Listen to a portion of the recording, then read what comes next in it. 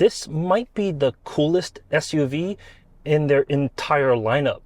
Hello, my name is Jimmy and welcome to the 2024 Hyundai Santa Fe. This is the XRT, meaning you get 18-inch wheels, upgraded cooling, so you get a towing capacity of 4,500. It looks, well, a little bit different. It's a little bit more rugged than the calligraphy model that, well, I tested not too long ago.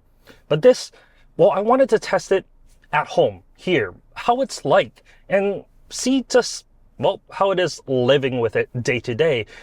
Because I did find something that I didn't like now that I, well, didn't really feel during the initial launch. So let me tell you everything you need to know, starting, I guess, let's talk about looks. From Land Rovers to Land Cruisers and even the Ford Bronco. I've heard it all. Yes, it looks similar to some other SUVs, but this is Hyundai's spin on it. The back might be a little blunt for some, but let's be honest, styling is subjective. Some may love it and some may not. Let me know what your thoughts are in the comment section down below. If we open up the trunk, we get 15 cubic feet of space back here. That's not too bad. You do get a little bit of underfloor storage as well. The third row seats can be easily folded down with these straps here, expanding cargo capacity to 41 cubic feet. As for the second row, there are buttons here on the side that you can press to lower them automatically. Unfortunately, you can't lift them, but I'm fine with that. I don't like electric second row seats. They just take too long. This, well, spring mechanism is just faster, easier. So I don't mind it at all.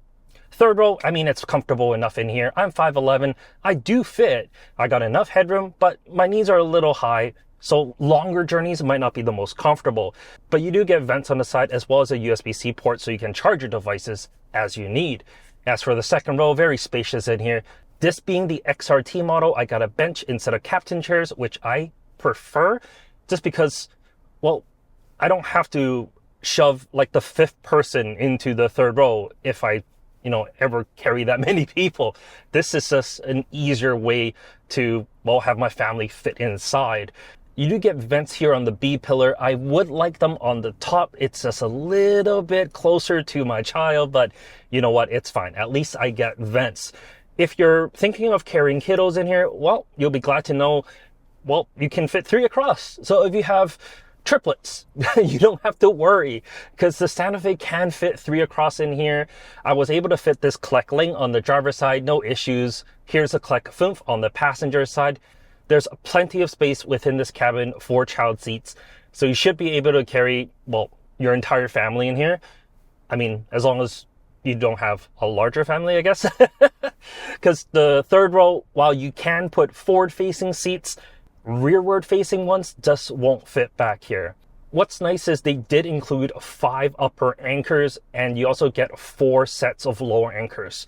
So it just makes installation a little bit easier if, of course, you're using them. As for the front seats here, pretty comfortable. The leather isn't leather, it's pleather, but it's fine. They are heated, not ventilated. That's only on the top trims, and on the top trims, you also get a 4-way lumbar support, which I only get a 2-way. So it is downgraded a little bit, but they're still pretty comfortable. No real problems here. In front of you, it doesn't really look like other Hyundai steering wheels, but it has your typical buttons of one because it's just shaped a little bit different. But you still get the 4 dots in the middle to represent H in Braille. That's kind of cool. Full digital cluster behind that gives you 2 like gauge types and 3 different themes. So, I mean, it's not fully customizable like a BMW or Mercedes, but it's good enough.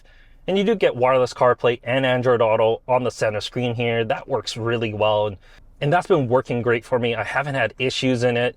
Because I'm mostly in CarPlay, I don't have to go through like all the Hyundai menus, which is fine. I mean, they're not super complicated, but there are like more menus now than before. So it may be a little bit more complicated, but I think you'll get used to it in time.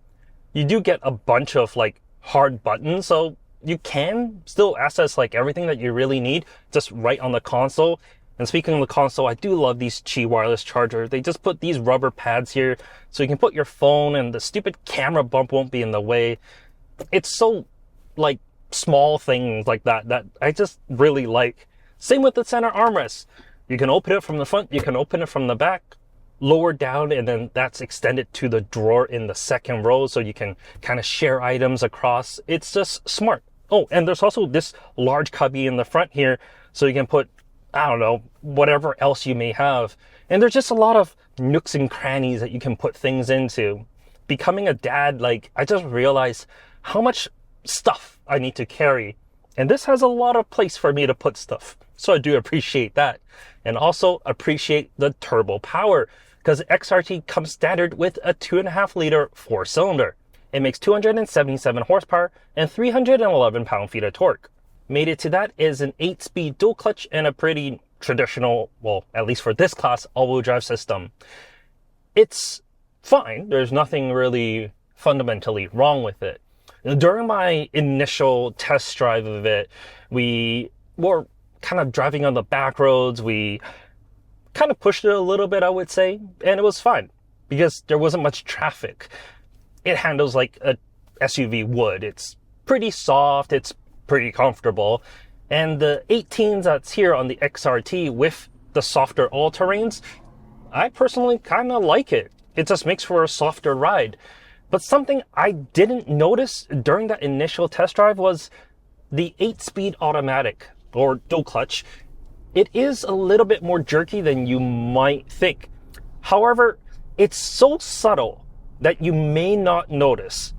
So here's the scenario. Where was I? I can't remember, downtown Vancouver somewhere, but I was sitting in bumper to bumper traffic where I was able to just move along a little bit at speed where I was applying a little bit of throttle, but not so much that I'm going quick.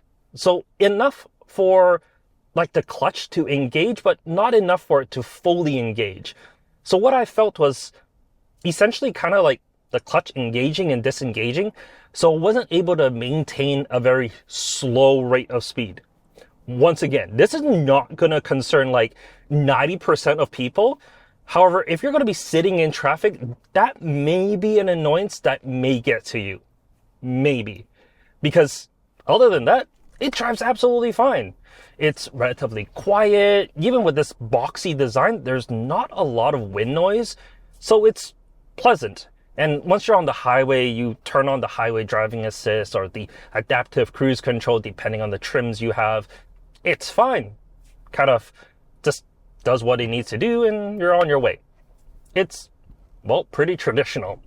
But that's really what the Santa Fe offers. The XRT trim here with the 18-inch wheels and the all-terrain tires, like I said, I do prefer it because it does feel softer.